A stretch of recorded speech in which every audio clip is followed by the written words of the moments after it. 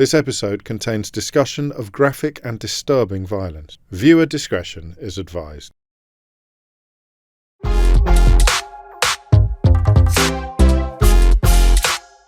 Hello and welcome to Full Disclosure, a podcast project conceived to let me spend more time with interesting people than I would ever manage to secure on the radio show. But this week's guest is special for a number of reasons.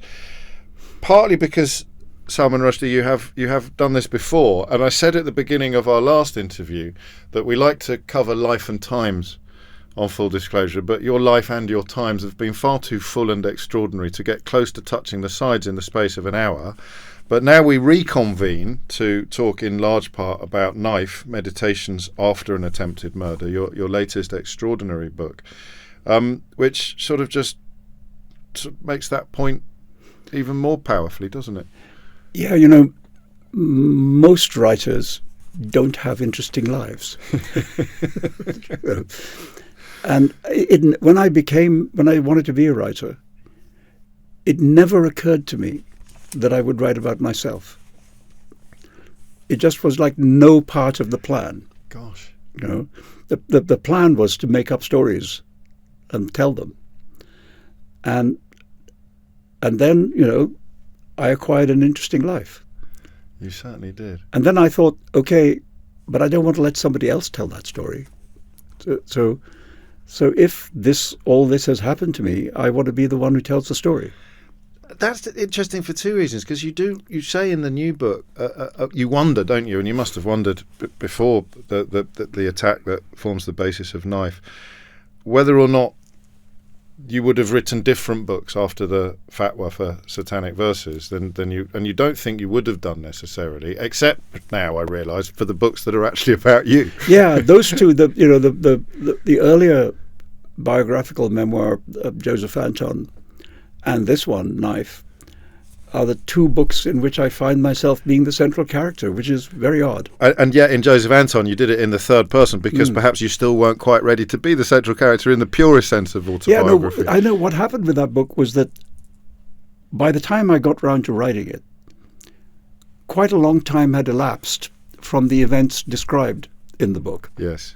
I mean, several years had elapsed. And what I felt is that the me who was being written about was not exactly the same as the me who was doing the writing, because I was sort of in a different mood and a different place in my life, and etc. And so I thought the third person would be a way of expressing that distance.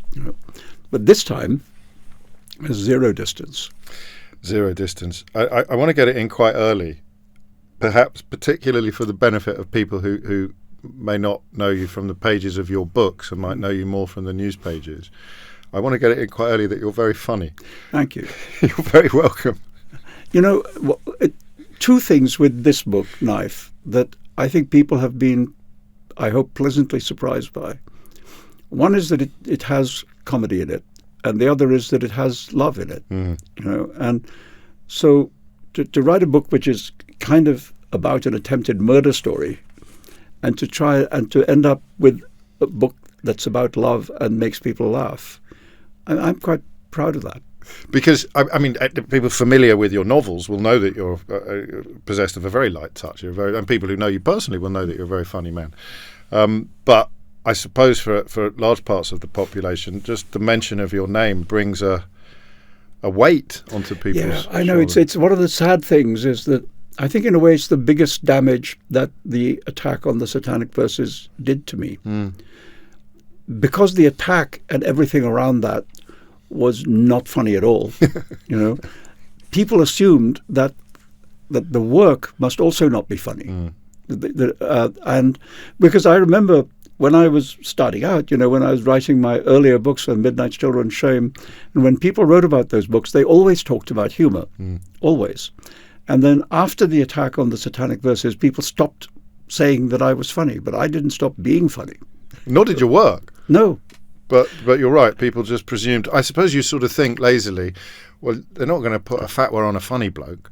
Yeah, but of course they are. It's almost the point, isn't it? I mean, comedy gets up people's noses yes, quite a long way sometimes. You return briefly to the Charlie Hebdo territory in the new book, don't you? And make that point in the most powerful terms. Yeah. I think. No, I mean, I think one of the things that I found myself thinking is that there's something about comedy, laughter, let's say, which is an argument against bigotry, and fascism and zealotry.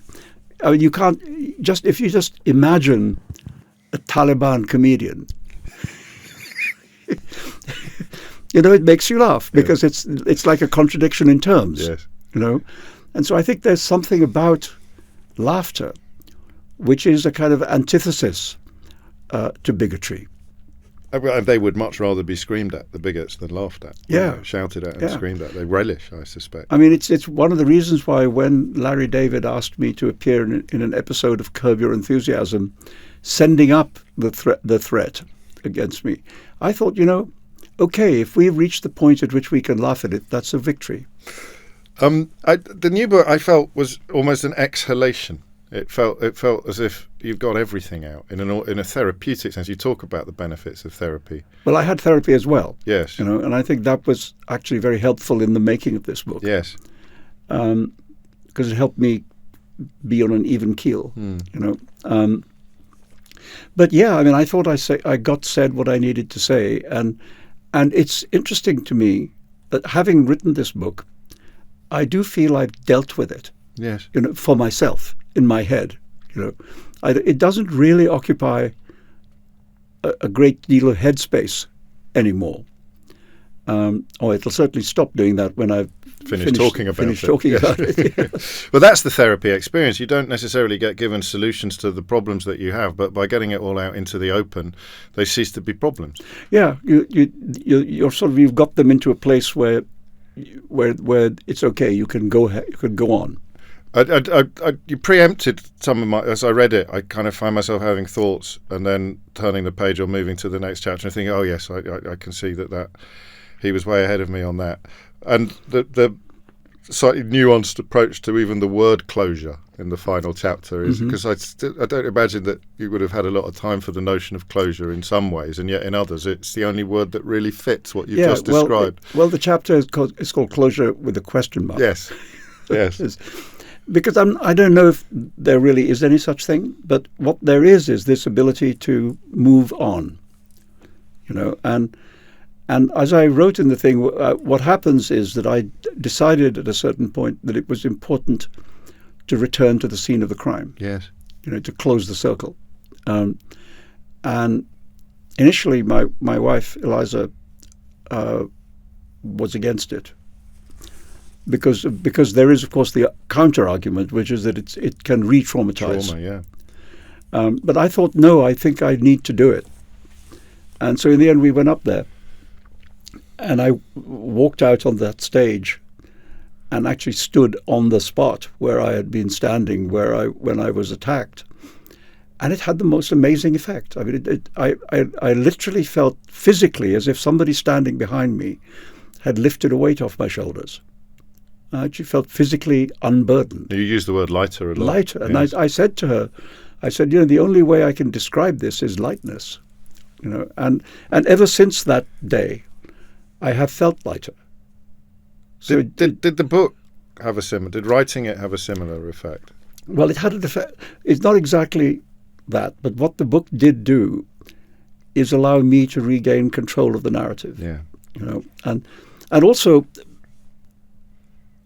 there was a worry that going on an extensive book tour, talking about the book a lot for several months, also could re-traumatize, And I think actually it didn't, and the reason it didn't is that now there's a book.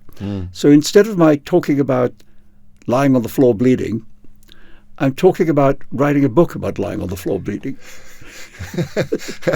Yes. So it becomes a conversation about a book, and that's much easier to deal with. Crikey. Yes, except so every question I ask you is not actually about the experiences of that day. It's about what you've written about the experiences of exactly. that day. It's all gone a bit meta it has already. A little bit. It has a little bit. But it's a way of just taking control of it. It makes perfect sense, actually, when you put it like that, because all of the detail that you go into is entirely under your control.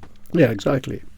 And of course, not all of it is something I was aware of at the time, because, I tried to reconstruct the moment of the attack, but actually I wasn't really concentrating at the time, because I was not in.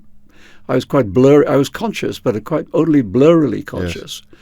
So some of it had to be reconstructed from what other people said, from what other witnesses reported, and so on. And then I had to rewrite it as if I knew all about it.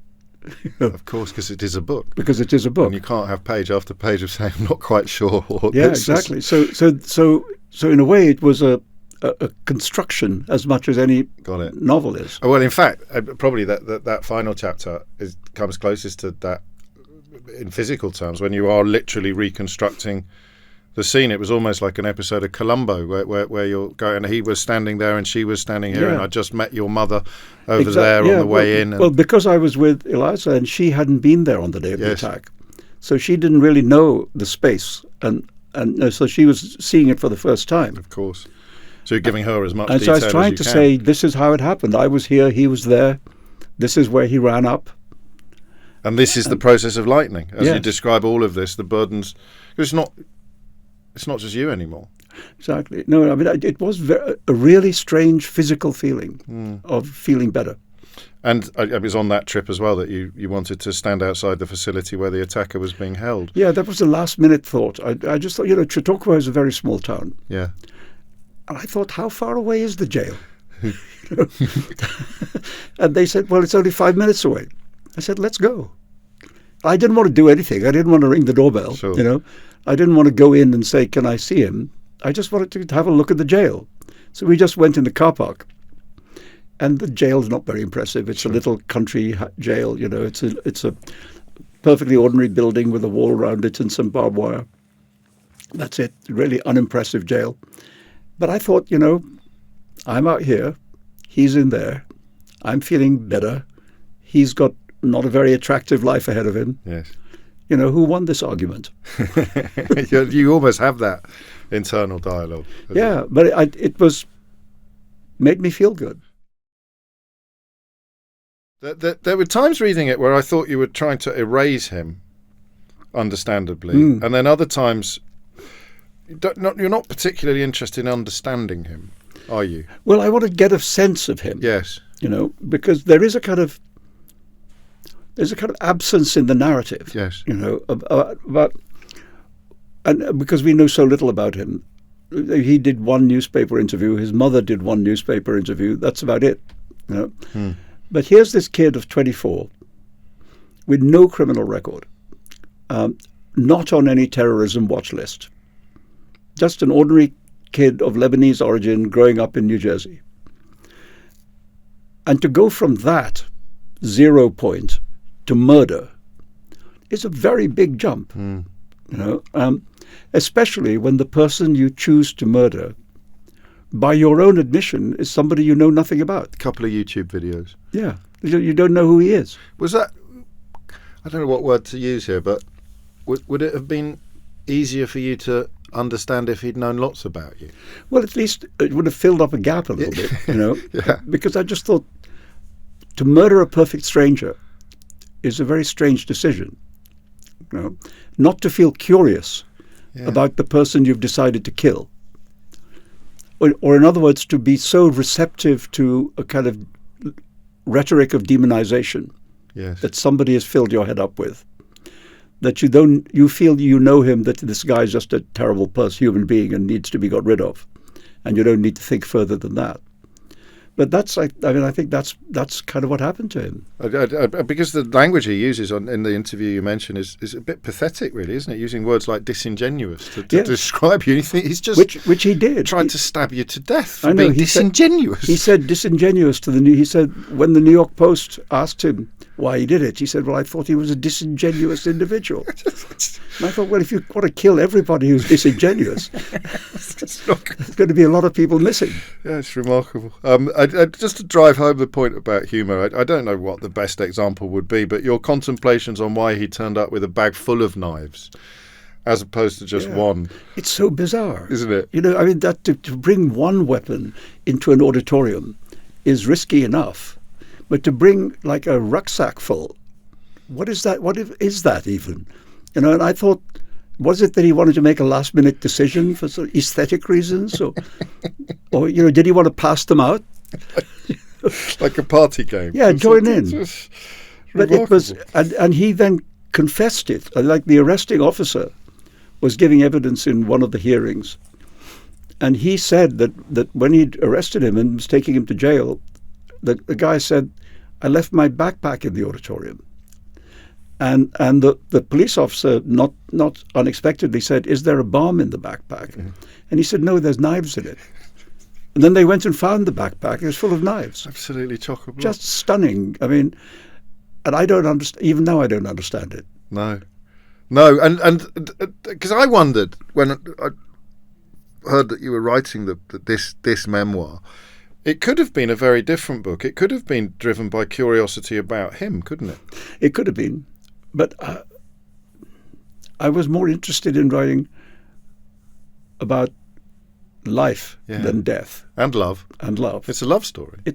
Somebody said to me I should have called it Knife, a Love Story. That's nice, actually, isn't it? It's quite Amosy, isn't it? Yeah, exactly. But I think I might have confused people a little bit. True.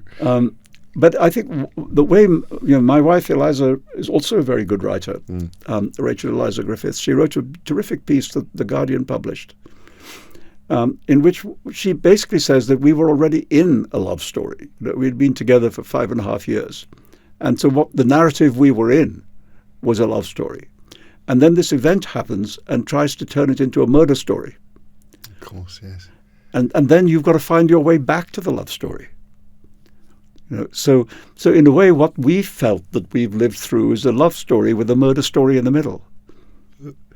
And she's written, I mean, on that territory, she's written about how much she loved your eyes, plural. Yeah. And now how much she loves your eye, singular, because you only have one, which is quite a neat way of taking this conversation to where the book begins, which is with the grisly detail of the attack itself and subsequently the consequences that you're clearly going to be living with for. Well, I sort of wanted people to, if possible, kind of feel it along with me. You know what I mean? To take them on that journey of near death followed by long recovery. And actually, my editor in New York said to me when I was first talking to him about the book, he said, very few people have the experience of getting this close to death and then coming back from it and being able to tell the story. And he said, so tell the story. And so I thought, okay, I'll do that. And there are some interesting things about the story. One is, as I said in the book, what didn't happen. Yes. There's nothing supernatural. No tunnel of light, no fires of hell or pearly gates. So your life flashing in front of you. None of that. None of that. Just lying on the floor with blood pouring out of you. And a quite matter of fact. Yeah, just sitting there thinking, oh, okay, I'm going to die. In a kind of neutral way. And then just feeling, actually, the feeling that I had was loneliness. Even though there's 1,500 people there. That feeling of dying far away from home. Yes. In the company of strangers instead of with the people you love. That's what I felt. I felt that was terrible. And then I wanted to talk about how recovery just took a very long time. And I actually thought the only way of writing about it was comedy. Because what happens to you when you are very severely injured, and there are all these doctors and specialists wonderfully well looking after you, is that your body ceases to belong to yourself. People come in at all hours of the day and night and stick needles in your arm and take blood, or pull this and push that, and put a thermometer in your mouth and put their fingers where they're not supposed to go, and your body becomes not yours for a while, And I thought the only way of writing about this is kind of like farce. And so that's what I tried. I gave all the doctors names based on their functions, so there's Dr. I and Dr. Payne. And perhaps because you were so profoundly injured that there wasn't even time to feel undignified or space to feel undignified. No, at that time, no. I mean, truthfully, what happens with doctors, I've discovered, is that when they think you're going to be okay, a kind of black comedy arrives. Yeah. You know? And I mean, like one of the doctors said to me quite seriously, he said, when they brought you in from the helicopter, we thought it was probably too late. You know? And then, fortunately, they proved themselves wrong, you know, by the brilliance of their surgery. And then one of the other doctors, a few days later, when it seemed as if I was probably out of danger, said this thing, and I put it in the book. He said, you know, you were very unlucky and then you were very lucky. I said, what's the lucky part?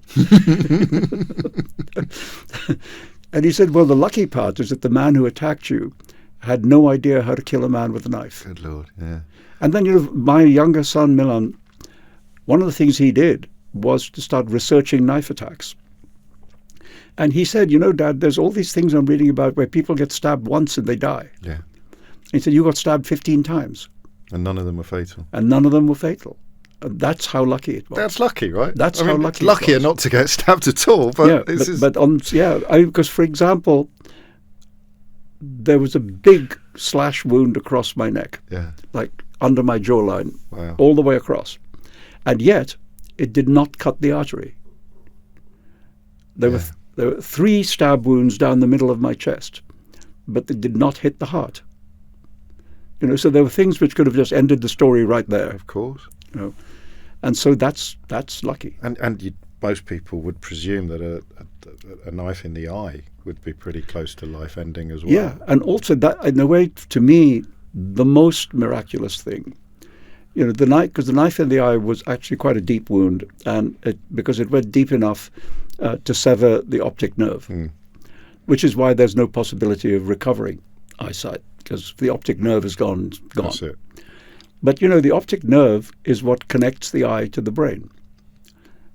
And so the distance to the brain is like 2 millimeters. Incredible. You know? And yet there was no brain damage. It's another moment to pick up on those opening pages of the book there, when you reminded me of the cut to your jaw, because on the floor you're thinking, oh no, I'm going to lose my teeth. Yeah, I thought he broke my jaw, and my teeth will fall out. Because actually, kind of got bigger fish to fry at this point, but that's what you do, isn't it? You show where your brain is actually going at these times. No, initially I didn't know he had a knife. No, right? You thought he punched you. I thought he hit me. Yeah. And then I saw the blood and realized that there was a weapon. You didn't lose consciousness at all? Not completely. I mean, I don't think I was very sharply focused. Because some of your recollections are just wrong, aren't they? Yes. The screaming and the fear that you were expressing was happening outside, but not inside. But I do think it's probably one of the reasons that I survived, is that I didn't pass out. Because I think if I had passed out, I might never have come back. Right, yes. You know, and so, especially when the rescue helicopter showed up, and then there was a kind of emergency crew in the helicopter. I think they were actually trying to make sure I stayed awake. You know, and I just about did. I remember the helicopter landing at the hospital.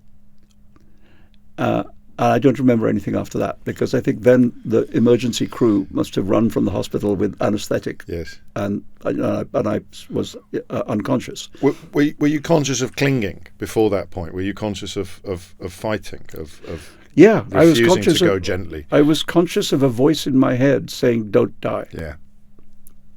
A voice in my head which was not my voice. You know, very strange. Because you mentioned there was nothing supernatural about that experience when you thought, but there are. I mean, you touch on semi-supernatural stuff. You just did then, really. Very strange. Whose voice was it? And also, there's premonition as well, isn't there? In the 2 or 3 nights before. Yeah, the I had a bad dream about being attacked. How often did that happen? Not very often. I mean, over the course of the 20 years. Sure. It had happened a few times, but not lately. You know.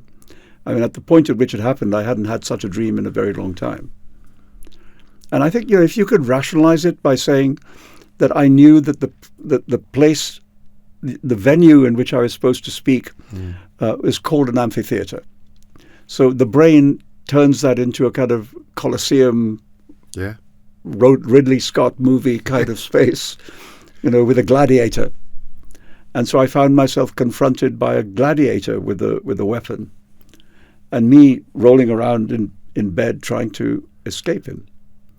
And I woke up and I was bothered by it, Enough to think about not going on the trip. Enough to think about not going. And then I thought, it's a dream. We don't run our lives on the basis of having a bad dream. You also thought I could use the money, Salman. I also could, This is one of the things I put in as a kind of lighter touch. Yeah. Is that the air conditioning needed fixing. That's the quotidian. Yeah, isn't it? But I mean, these things, actually are part of the reasons why we make decisions. Yeah, of course. But that's it, isn't it? I think that's and I can't be the first person to have said this to you, but that is the extraordinary juxtaposition of the most unmatter-of-fact experiences with a very matter-of-fact way of relating. Yeah, because I wanted to say this is real life, we don't do everything for kind of like epic reasons. Sometimes we do it because the air conditioning needs fixing. And I suppose that brings us to the decision to write the book, which I think your agent, Andrew Wiley, knew it was going to happen before you did. Yeah, we're like an old married couple. Yes. I mean, actually, Andrew and I he's been my agent for something like 36 years. Gosh. I mean, it's by far the longest relationship of my life. About 6 years ago, we went out to dinner to celebrate our 30th anniversary. Wow. So we are, it's not even agent and author anymore. It's just like very, very old friend. Mm. And he knows me very well. And so he said, you're going to, first he said, don't write anything for a year, just concentrate on getting better. I thought that was good advice. Mm. And then he stopped saying that. And then he said, no, you're going to write about it. And I said, no, I'm not. You told me not to. And he said, no, but you will. Tell me how that settled in your mind. How did the sort of, how did it move from I'm probably not going to I definitely am? Well, there was probably 6 months or 7 months or so when I couldn't really think about writing anything. And then there was just a day when I thought, maybe today you could sit at the desk and open the laptop. Just maybe you could do that today. So I did it. And then I have in my computer, I have a folder in which I put scraps of what might be interesting, like something for a story or a character or a bit of a couple of lines or just fragments. Mm. And I thought, let me just look in there, see what there is. So I opened the folder and started looking through all this stuff. And I just thought, this is just stupid. It's just all become irrelevant, And I thought, when life has given you this colossal subject that's sitting right in front of your face, you can't go and look at these scraps of stuff and see if that's the next work. That's just. I said I understood it would feel to me like avoiding the subject, And so then I thought, okay, the only way beyond this is through it, and so better start going through it. We talked before the recording started about having an empty head, the luxury almost of having an empty head before you decide what you're going to write about next. And that's what you're talking about now. There was no earthly way you could have sat at your desk with an empty head. Yeah, exactly. Whether you realised it or not, it was there. Yeah, there it was. And then I thought, I don't want somebody else to write this story. Mm. I'm a writer. I'm going to write the story. And what was the process like? Very painful to begin with and got easier as it went on. The first chapter, which is the chapter which describes the attack in all the detail I could find, it's very hard to write. Emotionally hard to write. I wrote very little in a day. I write 4 or 5 lines in a day. And I would come out of my workroom and Eliza would say to me, essentially, you look terrible. Because I did look terrible. Once I'd got that description down of the day, the moment of the attack and the immediate consequence of it, it got a bit easier. Okay. And then I kind of accelerated through the book. I don't, this isn't the appropriate word to use, but inappropriate, but it's incredibly easy to read. Good. No, I wanted it, I thought that sometimes you can see as a writer that the story you have to tell is so strong that you don't need to put any fancy stuff around it. No. Just tell it straight. because it doesn't need to be elaborated. Tell it simply. Tell it in a very direct language. But that's a mark of how brilliant the writing is then, because I thought, given, I mean, it's a one sitting read, actually, if you've got the time and the space to do it, which is not something you've been accused of often in your career. I've finally written a short book. and that made me think it may have come out in that way. But even at the beginning, it felt like you'd come out of the blocks at 100 miles an hour. But of course, that's the triumph of the writing. Whereas in fact, you've been squeezing every syllable out onto the page. I mean, I think you've got to make it feel like that, haven't you? If you're any good. Yeah. But it's. I think also the fact that it has moments of humor makes it easier to read. Yeah. You know. So I think it started slowly and then speeded up. Was everybody comfortable with that when you started showing it to people? I'm thinking perhaps most obviously of Eliza. I showed it to the people who were most obviously, with the exception of the attacker. I showed it to everybody who's there at any depth. So I showed it to my sons. I wanted them to be okay with the way I was describing them in the book. You know, I showed it. Yes, of course, I showed it to Eliza. And there was, I think, one paragraph that she wanted me to remove. And initially I thought, really? And then I thought, okay, just take it out. But no objection to the levity? No, not at all. No, the opposite of that. No, she was in favor of that. But I thought, no, I'm not doing this to upset people who I'm close to, because they were so important to me in the recovery. I want them to feel okay about it. I think the big thing that's difficult for Eliza is that as a human being, until this moment, she was a really private person. Right. Her instinct was always complete privacy, and I think for her one of the big question marks about being with me was the spotlight. And you said, well, don't worry, those days are behind me now. Exactly.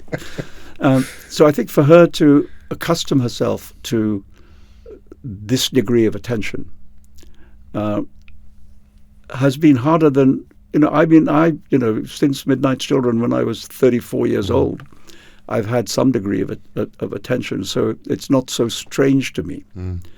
But I think it was very strange to her. And how have you cope with that? Because I've made a joke then, but presumably you had not reconciled isn't quite the right word. You'd settled into a life of less fame stroke infamy. Yeah, no, it was fine. I would walk around New York and go to the Yankees stadium and eat dinner in restaurants and behave like an ordinary person. And also New York is very good at that. That New York is so full of recognizable faces that nobody gives a damn. Oh, Al Pacino, sure.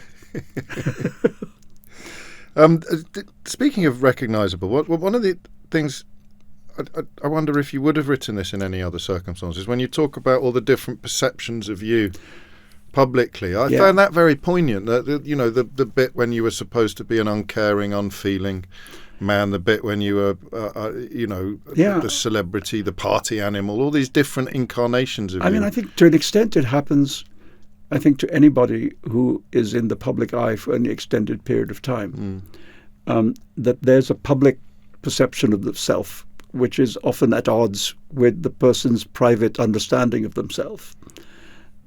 And so I don't think that's unique to me. No. But I think because of what happened to me, there were a number of other me's, invented by different interest groups. So there was like an Islamic version of me, and there was a tabloid version of me, and so on. And that was very difficult. I remember having in those days I would have the feeling that if I walked into a room full of people, that in a way they were not seeing me; they were seeing one of these other version, and I had to sort of sweep aside the other version of me so that they could see who I was. And that was frustrating. And that had stopped happening, really. That's why I asked. That had stopped happening. Had come to an end. Yeah. And now does it start again with you casting this No, but I think now it's all more sympathetic. Yeah, well, of course it's sympathetic. But I think that really has been very helpful to me. The fact that there's been so much public sympathy. Well, as one would hope and expect, but again, one would hope and expect public sympathy with a fatwa to be undiluted, and it was anything but that. I was a bit shocked to read about a couple of, one of whom still has a column in a British newspaper, who almost welcomed the idea of you being assassinated. There were people who were very unkind, and I think maybe it's because nothing like that had ever happened. No, and so people find it very difficult to get a handle on it, and blaming the victim is an old game, so there was some of that. Much easier to blame one writer for being a kind of uppity bastard than to accuse a great world religion of misbehavior. It's very rare, isn't it, for a big news event to center on one person. Yes. It's like a kind of inverted pyramid. Normally, there's lots of people involved in any big news story. But for there to be like a global news story with at the bottom of it one human being, it's actually quite easy to hold the human being responsible for rocking the boat. Well, it's comforting as well. Not to reflect on how complicated everything is, and to instead just go for that simple it's binary blame. It's like, sit down, you're rocking the boat. Yeah. And there was some of that. But I think this time, for the simple reason that I actually got hurt, there was much more sympathy. Yeah. That's if I've got this image of a bitter, twisted author somewhere almost resenting the fact that you got two episodes of epic attention. Well, I did say to my sons, who did not think it was funny. No. I said, there's so much happening now in my support that it feels almost like a memorial event. Gosh. So actually, when I die, nothing will happen because it's still been done. Because everybody's done it all now. Have you ever had periods, going back to the empty head, have you ever had periods where you feared that there wasn't another book on the way? Yeah, but I think every writer has that. I mean, every time I finish a book, I think, there'll never be another one. Yeah. And then the next one shows up, and the one thing you kind of learn from experience, I've been doing this for 50 years, terrifying. My first novel was published in the beginning of 1975, but I finished writing it in like 50 years ago. Gosh, yes. And the one thing you learn from experience is that if you keep at it, the next thing shows up. Yeah.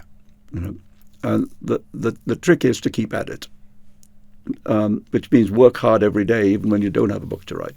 And that's where you are now, waiting to see what the next thing is that's going to come up with. But I've written 22, so I'm not going to write another 22, am I? So it's unlikely. So, and if there's not another one, there's already enough. But I hope there is another one. When did you think this is going to be all right? Actually, this is going to work. About somewhere around chapter 2. Yeah, so quite. Early doors then. I just thought, okay, this is beginning to work. Like just you have your own critic sitting on your shoulder, who is quite a severe critic actually, but also the voice that can say to you, okay, this is good, go this way. And the thing that I think made it work was that it was two things. First of all, it was like a way of saying, come on this journey with me. It's a kind of slightly gruesome journey, but quite interesting. Yeah, not many people are ever going to be able to take you on this journey. Exactly. So that's one thing. And the other thing is to say what there is to celebrate about still being alive. And so the book, I thought, would be a celebration of life, not just a portrait of near death. And when I thought of it that way, I thought, yeah, okay, that's a book I actually would like to write. And again, there's some of the things that drive that home are quite prosaic, like you worrying about your credit cards and your house keys, which is a subconscious determination to need them again one day. Yeah, at the moment, I remember when I said this, lying on the floor bleeding. I heard somebody's voice saying, "What the hell does that matter?" And I thought, yeah, good point. But I also thought, I'm going to need that house key, and I'm going to need that credit card. And that was just this little voice in my head I told you about, saying, don't die. Yeah. And, use the Amex card again. It's the book is dedicated to the people who saved your life, or all of the men and women who saved your life. And it's wrong to pick favourites, but I'm very fond of the thumb. Yeah, well, I was very fond of him at the time. And the strange thing is, I don't have a memory of his face. Right. I remember that he was a big guy, and that he kept telling everybody who would listen that he was a retired fireman. Said it several times. He was probably nervous, wasn't he? He probably wanted to justify his presence. Exactly. Exactly. And he told me his name several times, but his last name was Perez, but his first name was either Mark or Matt, and I'm not sure which. But what I remember about him is because he was a big guy, he had a big hand, and he had a big thumb, and he put it on my neck on the biggest wound, to try and lessen the flow of blood. And then he just kept it there. He kept it there for, I don't know, but a long time, until the helicopter arrived. And then he ran. I was put on this gurney to be wheeled out to the helicopter. And he ran beside me with his thumb still in place until we got to the helicopter. And then, of course, he couldn't get on because they had their own crew and so on. So then other people had to take over. But that thumb, I probably wouldn't be here talking to you without it. That's what it's like. That tapestry of life saving is beautifully rendered, because you also have your friend Henry Rees, who was responsible for you being there, I think, in the first place. Yes. Essentially, finding an inner superhero. Yeah, Henry was on stage with me.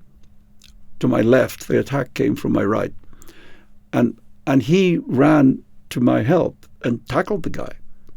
And Henry is not a big guy. He's slight of build, and he's in his 70s. Yeah. So he's not a young athletic dude, and he's facing a 24-year-old kid with a knife. And yet that's what he did. And then people from the audience rushed up to help him. That's bystander syndrome or something, isn't it? There's a phrase for it. If one person doesn't break the moment, then there's a chance that nobody will. Yes, I think that's right. But and Henry is the one who inspired the audience to be part of the rescue. And he was there when you returned for the. No, he wasn't. He wasn't there for that. No, I haven't seen him again. Actually, I've spoken to him several times. I'm keen to convey to people listening to this who wouldn't ordinarily pick this book up why they should. I think we're doing a pretty good job. Thank you. Probably expected. Was it what you expected? No, I knew it would be not like anything else that I'd written. And I hope I don't have to write another one like it. That would be unlucky. That would be unfair. Yes.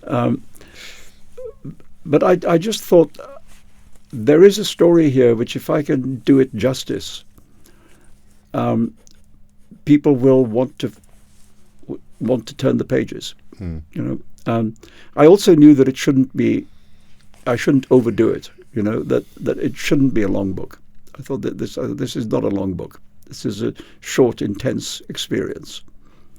And as you said earlier, I'm not famous for my short books.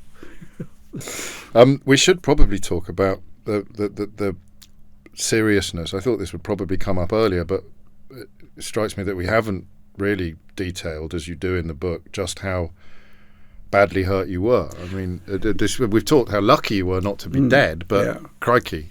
Well, there's 15 knife wounds in 27 seconds.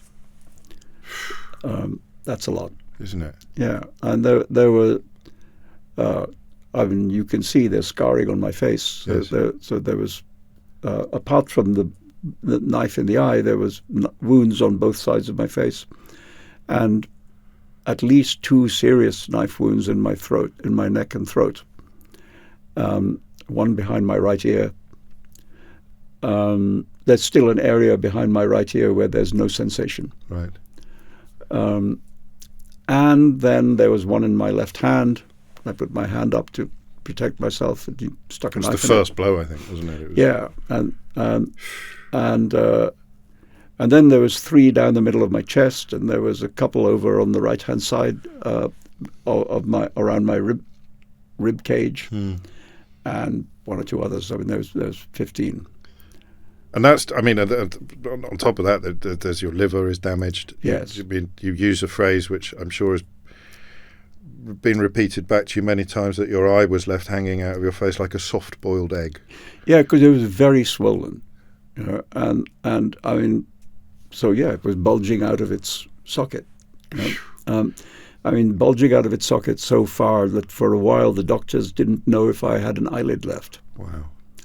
And that took a while to get back to stop being so swollen. So that and then they could sew it up, I think. Yeah, the thing is, they didn't know whether there was any possibility of saving any of the vision, you know, and that took a while to establish. But unfortunately, after 3 or 4 days, it was clear that there was no possibility. You've said that losing the eye upsets you every day. Does it? Does it? It still does. Is that yeah? So It's permanent, really it is upsetting every day, and it has small real world consequences, which are very annoying. Like I bump my head all the time. Yeah. You know, I misjudge distances. So there's a constant little reminders. Yeah, I'm getting into a car and I bump my head on the door frame. Yeah, it's not nice. Very annoying. Yes. And I know that it's exactly what it's because of. I mean, certain things, you know, the mind is very remarkable, and it does adjust. So there are things which I couldn't do, like pour liquid from a bottle into a glass. You know, I would miss the glass. I can do that now. So that learns. So your brain retrains itself. I'm hoping my brain will eventually remember that my brain is in my head. And that it would be a good idea for my head not to get banged so often. That's an evolutionary necessity, isn't it? So I've tried to instruct my brain. I didn't know the story. I knew the cricketer, but I mean, I knew the name, but Yes. I didn't know that I didn't know his injury had come on the cusp of his just great at the beginning. success. The Nawab of Patodi, Yes, captain of India, with one eye. with one eye, facing the fastest bowlers in the world, the West Indies. You know, Wesley Hall and Charlie Griffith, 100-mile-an-hour bowlers. And he knocked him all over the park, He as they did. say. He did. And You derived inspiration from that, I think. I thought, you know, if he can face Wes Hall and Charlie Griffith, I can learn how to walk across the sidewalk without bumping into people. I can get into a taxi. Exactly. Exactly. So he was a real... I mean, I remembered him because I remember as a young guy growing up in Bombay, this story of his accident and losing an eye. You know, I had always remembered it and always been so impressed by the fact that he was able to go on to have an eminent career as a sportsman with one eye. You mentioned Bombay. You've mentioned New York. You lived in obviously London when your career began. You lived in England since you came. You were sent to school here. Last time we spoke, you talked about having in your head an idea of many places as being your home. Bombay having a hold that nowhere else held, but New York being the place that you'd lived longer. And that phrase which you've used in this conversation and which you use in the book about thinking that you were going to die in the company of strangers. That's the opposite of home, isn't it? Yes, it is. Yes, it is. And I think one of the things I thought about and wrote about in the book was the idea of home, you know, and what it means and what it feels like. Because there was this day when I was a bit better, when I was able to go back home, you know, and I remember just opening the door, you know, and going into your own space with your own pictures on the walls and your own books on the shelves and your own bed. And I felt like 200% better just by walking in the door, and it reminded me, which I talked about in the book, of the passage in The Wind in the Willows. Yes. When the mole, having been fooling around with the water rat, accidentally finds his way back to his mole hole, and he goes in the mole hole, and the love of home, the love of the home for him, surrounds him. And I felt that. I thought, I'm that mole.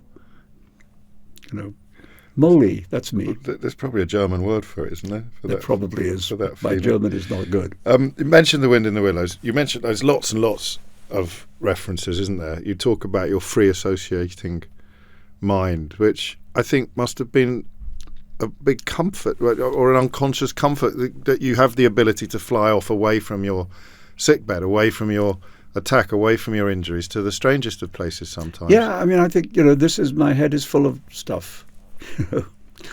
And yeah, I mean, the books come from that, and it's how I think.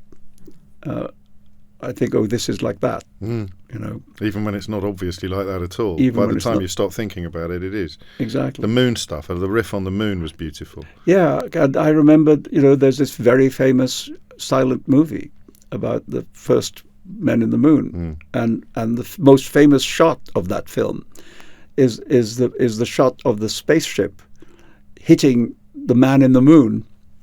The face of the man in the moon hits him in the right eye, and then something hit me in my right eye. Very shortly afterwards. Shortly after, because I was standing the night before the attack. I was standing by the lake in Chautauqua, looking up at the beautiful full moon night. That was the second bit in the first chapter that could be filed under form of premonition, wasn't it? Possibly. And then the other bit about the idea of there perhaps being, you coming later in life to the idea that maybe there's a mortal soul. Yeah, it's actually, I discovered later that it was an idea that Aristotle had. Okay.